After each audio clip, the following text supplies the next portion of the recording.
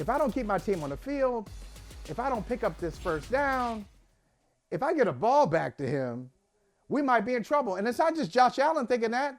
Sean McDermott, the same thing. We have to do something. We have to do something special to stay in this, or just to keep the ball away from him. It just, a quarterback like this messes with your mind, and so does this team.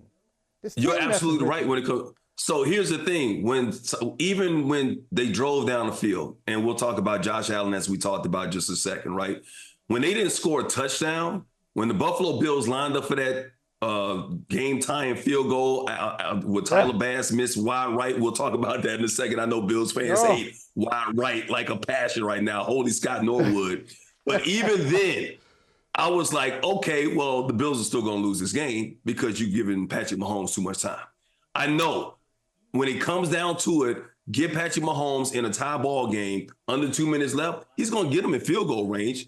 They're going to win the game eventually. So even if Tyler Bass would have made that field goal, it would have still, I believe, ended in disappointment for the Buffalo Bills, mainly because of Patrick Mahomes, but also because we've seen it from the Buffalo Bills all season long, where they needed to stop against the Giants early this season, against the Jets with special teams. Down the stretch, late in these ball games, the Bills have not been able to hold water when they needed to. So I would have almost put money, and I ain't got that much money right now, Mike, because of, all the past divorces and everything like that. I don't believe that.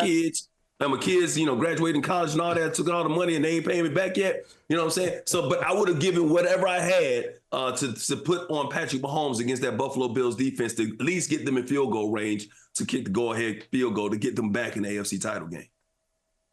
Well, it shouldn't have even come down to wide right.